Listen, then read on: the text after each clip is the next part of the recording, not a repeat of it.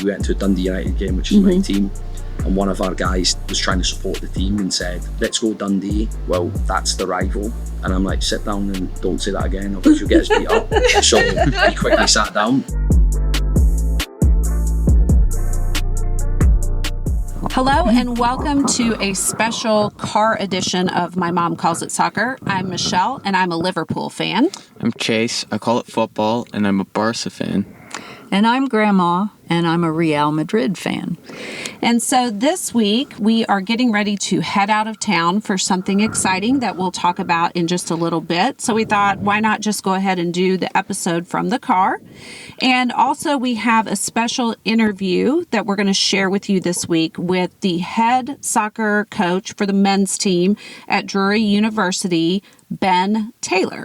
And so we'll have that in just a few minutes. But before we do that, let's do what we do every week, and each of us talk about one thing we loved and one thing we hated from this past week. Chase, you want to go first? Yeah, I don't really have anything I hated. It was a very positive week. One thing I loved is that Barca's back in the Camp Nou. Okay, so their stadium, which they've been out of for how long? Like a couple 2 of years. Okay, because they were renovating it. Okay, so they're back home. All right. Something else. Since you don't have anything you hated, you have just lots of things you loved. We won 4-0. Okay. I'm pretty happy about that. And so one of our speed matchup participants, Sarah Nussbaumer, we matched with Barcelona. So I am sending her clips and things to follow and watch as we're trying to help her become a fan. Are there any goals from that game or things that happened in that game that you want to be sure I send to her? I'd say the third and fourth goal. Okay. One was assisted by Yamal, and the other was scored by Fermin. Okay. They're both really good goals. So the one assisted by Lamine Yamal, who scored it? Ferran. So he scored both of them?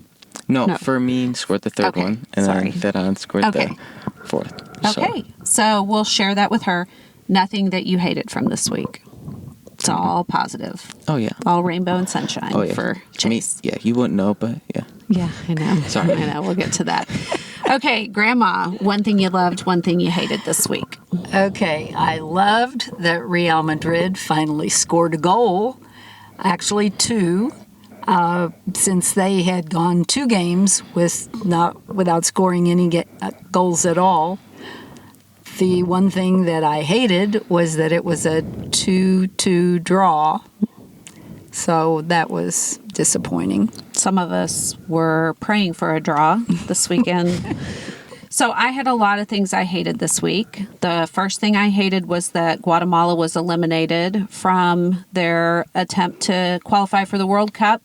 So I was very disappointed for their fans because we have connected with a lot of their fans on social media and they are so passionate. They have never been to the World Cup and I really wanted to see them make it this year, but it is not to be. So I did not like that. I also hated the fact that Hungary was eliminated from their quest to make it into the World Cup because I am a huge fan of Dominik Szoboszlai. And so I hated that for him. I would have liked for Hungary to make it in. And then finally, I really hated that Liverpool really took it on the chin from Nottingham Forest. They lost 3-0. They did not score. They did not look good. It was disappointing. I turned over and watched the Barcelona game when they were down 2-0 and just could not get anything going. So I didn't like any of that. The one thing that I did love this week was that I did get into a pre-draw. I don't know if that was the right term for it, but to purchase World Cup tickets. And I did get the opportunity to buy tickets to a game in Kansas City in June. So, of course, we don't know who will be playing, but we do know when and where. And so that was super exciting. I had some other friends who were trying to get into that one and did not make it in this draw. So I feel very fortunate that we did get into that. So let's talk about a little bit some of our other matchup participants and how their teams did. We just had another speed matchup that's on our social media. Check out with Scott Purrier, who we matched with Tottenham Hotspur. And I don't know if you guys saw anything with that. They played Arsenal and they got 4-1. that. Ooh, Yeah. yeah. Yes. So kind of a hard week to try and get somebody to get on board with being a Tottenham fan, but it happens. And of course, Arsenal, who we have 2 matchup participants who are following. Arsenal continues to be dominant and continues to extend their lead at the top of the Premier League table. Grandma, do you want to tell us how Aston Villa, who is Abby O's team, is doing? Yes, Aston Villa is moving right up the table. They won. I believe the score was 2-1, and they beat Leeds, and they are now in 4th place on the table. Yeah. In the table, on the table, in the table. In the table. So they're doing much better. They had a really slow start to the season. We were pretty Yes. worried about them. So they're definitely doing much better. Chase, do you know how Bayern Munich did this weekend? Pretty sure they won. Yeah, they were down 2-1 at a point. I know that, but I think they came back and won. 3-2, I So think. they continue to do really well. Anyone else that we need to check on? Borussia Dortmund. I haven't heard anything about them. I watched the score in their game. I feel like maybe they ended up with a draw, but I hate to say that. They may have won. I watched the score go back and forth. So, but I was heartbroken because Liverpool was lost. And it is funny, when we first started doing this podcast, and if Barcelona had a bad game, sometimes you weren't like really wanting to record, or, it was a little bit of a struggle.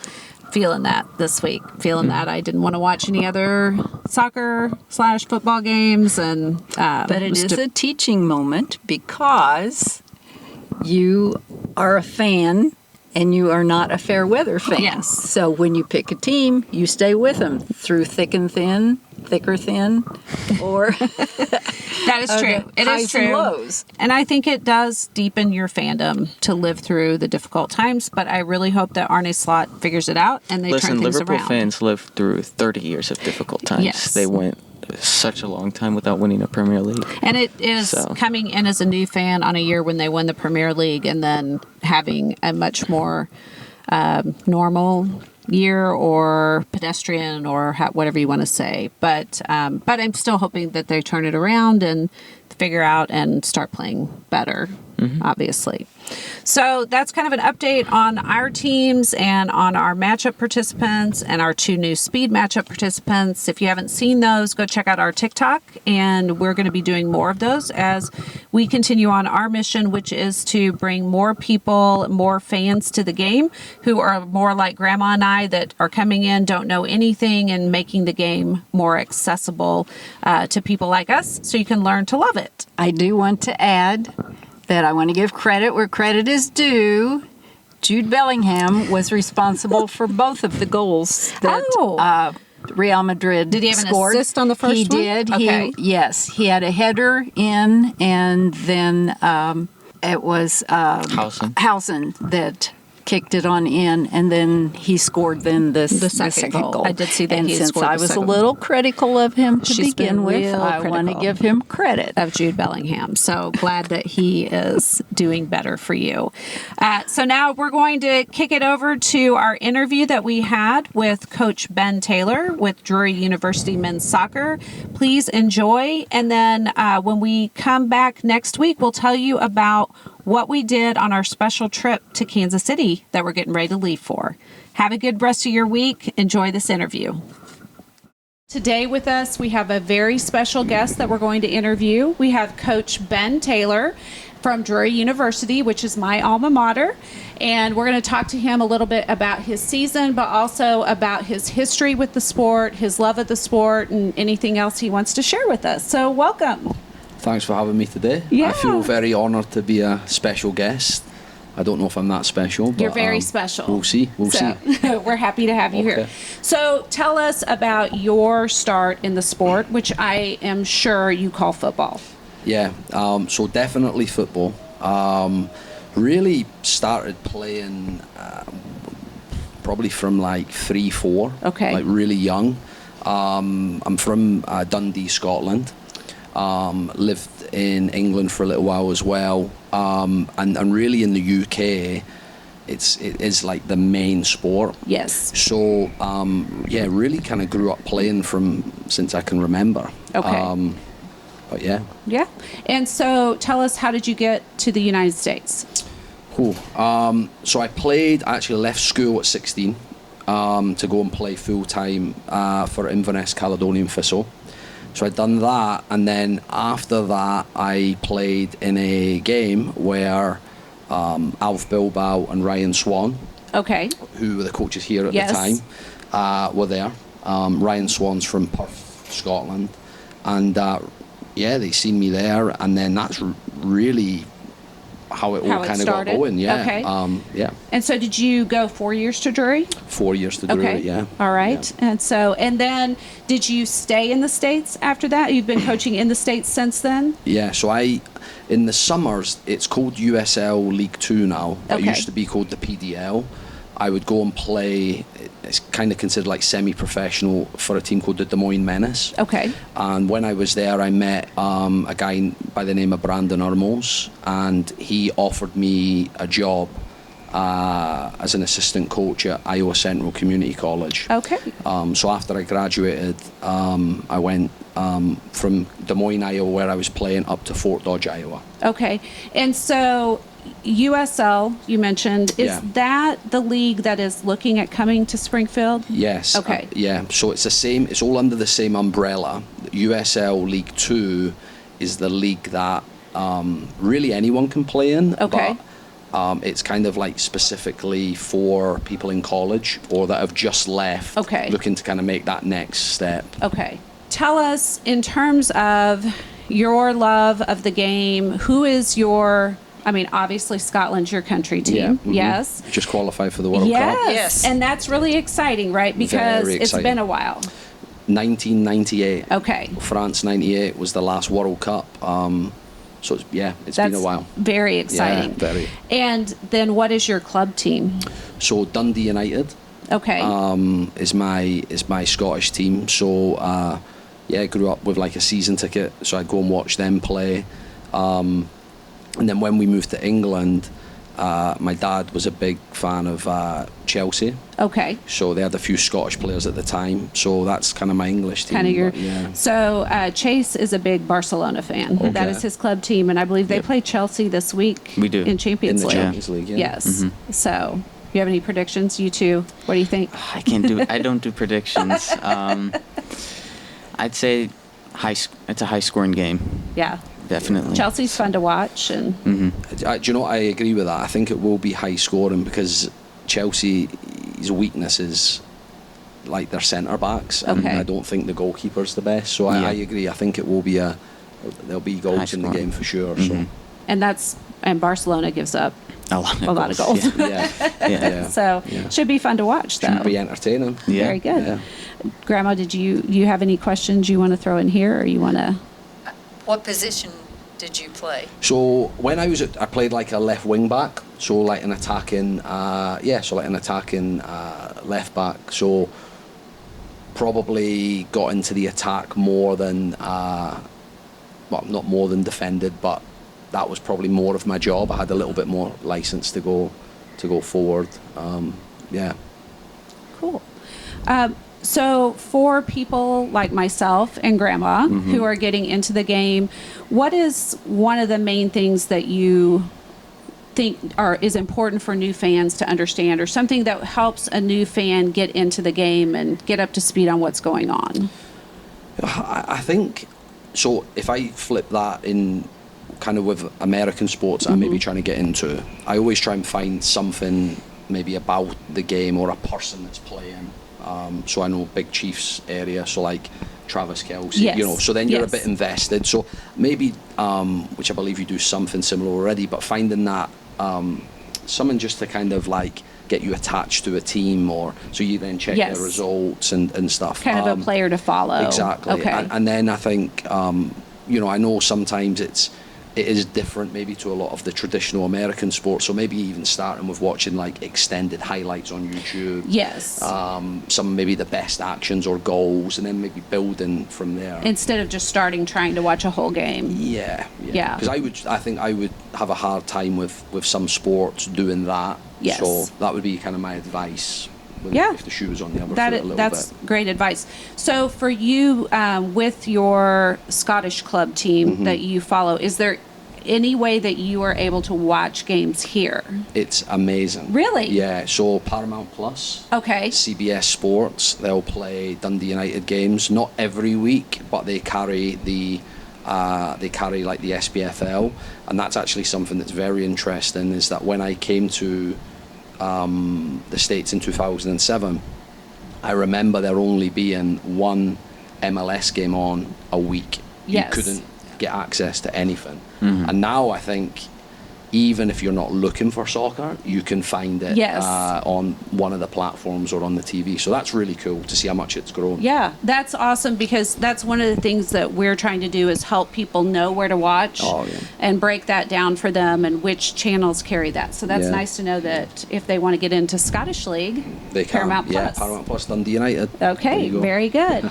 What is one thing that you wish non-watching soccer fans knew about the sport? Or maybe a better way of saying it is, we run into sometimes when we're out here talking to people who just are not open to it. You know, they're just like, I don't know anything about it. It's boring. It's low scoring. It's these things that we hear them say. What is one thing that you wish they knew about the sport? I think it combines, if you were to watch it and give it some time, I think it really does combine like a high level of like physical fitness, athleticism with like real technical quality. Yes. And the difference to me that I always speak about is, you know, like American football, very hands, basketball hands, baseball hands, having to do that with your feet. Yes. Which is totally unique. And I would probably just say, like, maybe it is about going to a Drury game or a local high school game where someone that you know is actually participating may be the hook that then, okay, I can maybe go back and watch them play again. And maybe you build it like that rather than just putting it on the TV and you don't really have that investment. You know? I think that's a great point, and I do think going and watching a game in person is something that helps you, because you just can see it so much better than on the TV. And I think soccer, football is like hockey that way, where sometimes hockey's hard to watch on TV because you're trying to follow the puck and what is happening. So going and watching a game in your community, high school or college, is a great way to get into it. And even now, the access to going to watch sport in Kansas City or St. Louis City. I mean, there's Tulsa have a USL team. There's so much soccer going on. Yes. Even if you wanted to maybe watch like a higher level match, that would be probably a really good so much more accessible than it was. Yeah. Do you guys have anything you want to ask? I'll say, since you're Scottish, what's your favorite Scottish player? Like ever or currently? You can do both. Okay. I would say right now it is John McGinn. John McGinn for Aston Villa. Yeah. And that's probably harsh on Scott McTominay after his bicycle kick. But I just love what John McGinn's done. He started at kind of quite a modest level in Scotland with St Mirren. Went to Hibs, went from Hibs, kind of really ground it out in Scotland before he got his big move to to Aston Villa. Yeah, and then he just continued to go from strength to strength. I did always like a player by the name of Barry Ferguson. Growing up, he played for Rangers. I just liked his demeanour. He played in the Premier League as well.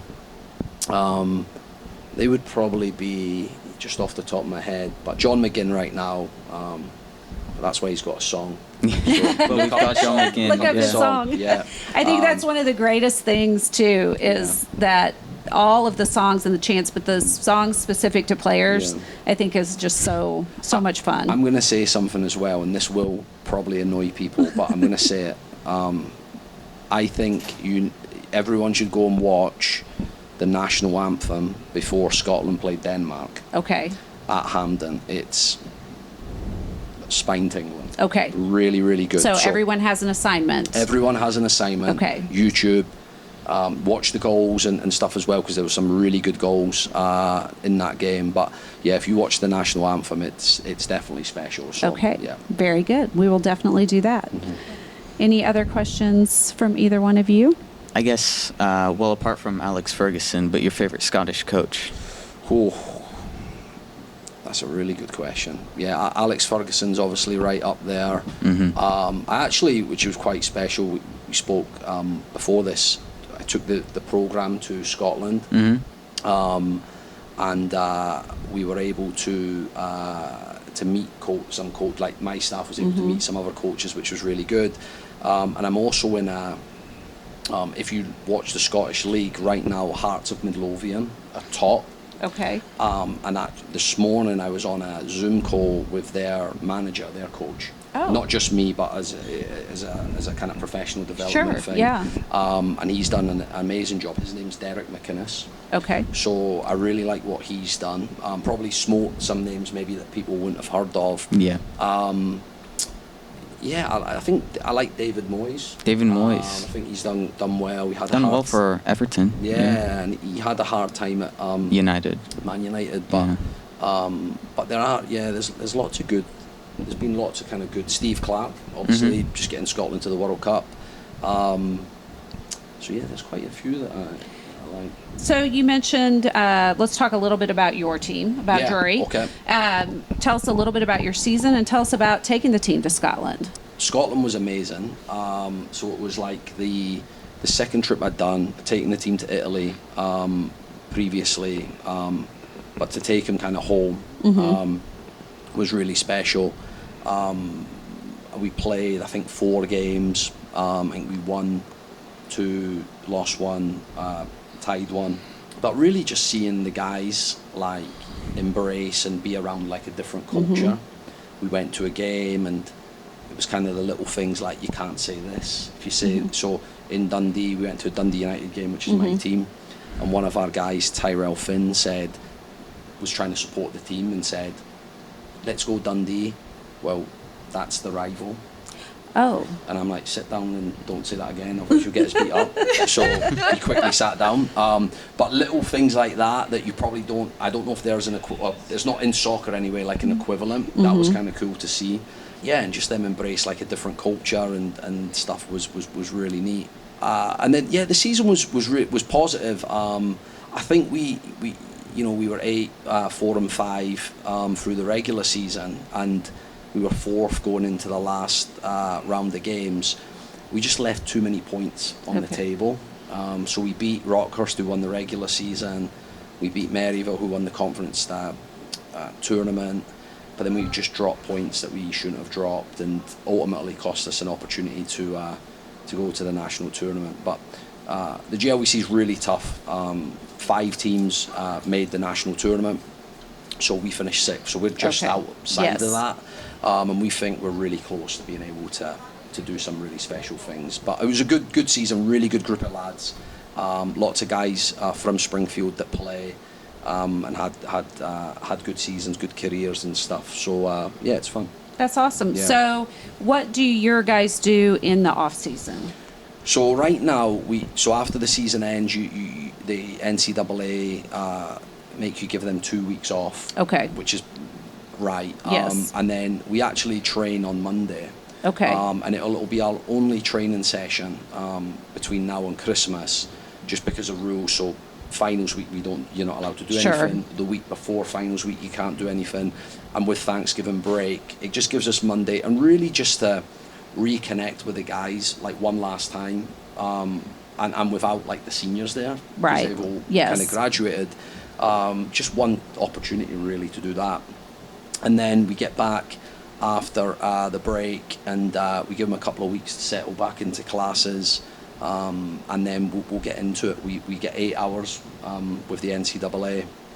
4 hours can be with the bowl. Okay. 4 hours have to be like strength conditioning away from the bowl. But we'll utilise our 8 hours and just try and Do start that. preparing for the fall again. Okay, very good. And do any of your guys play?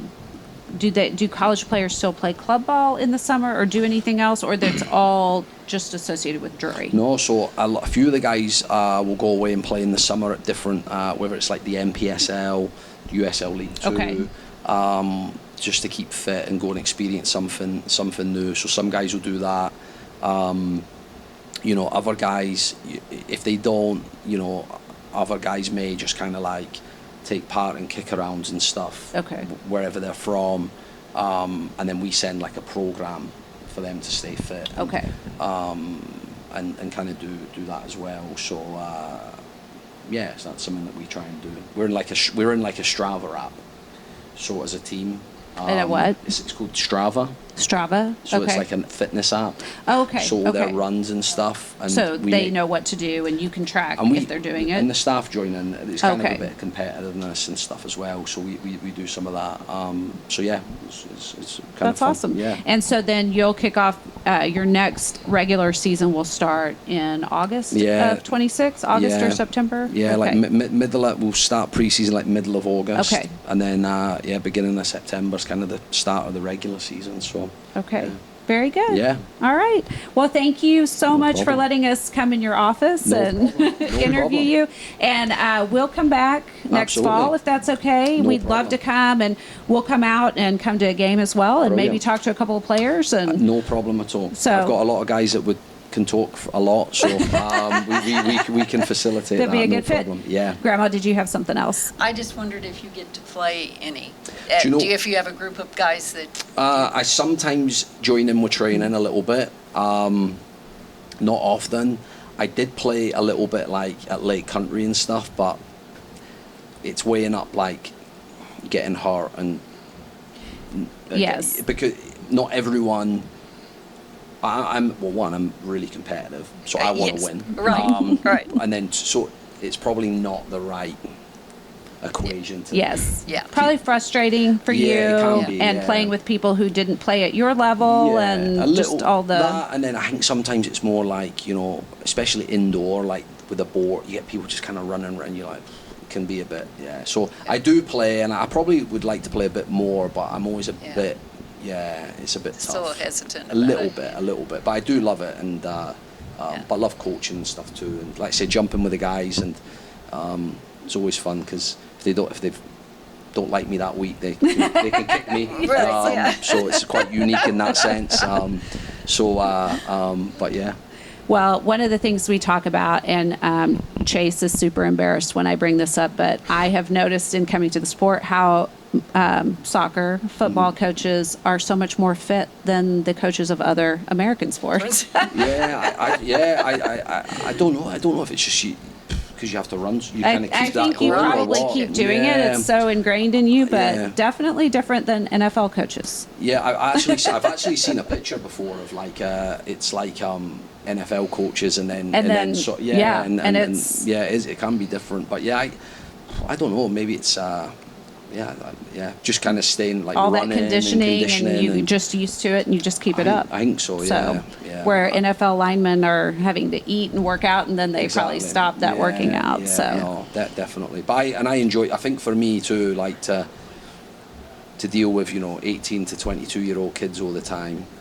I've got to be sane. So me working out is probably important. keeps your and that mental might- health in check. Yeah. So For sure. yeah. Very So, good. yeah. Well, we appreciate it. Thank you so No much. And problem. like I said, we'll come back and bug you again. No problem. Next Have year. a really good time and good luck with soccer. And if I can ever help with anything, I'd love to. So All right. Great. Thanks so Yeah, much. no All problem. right. Thank you. We'll see you Bye. next time. Yeah.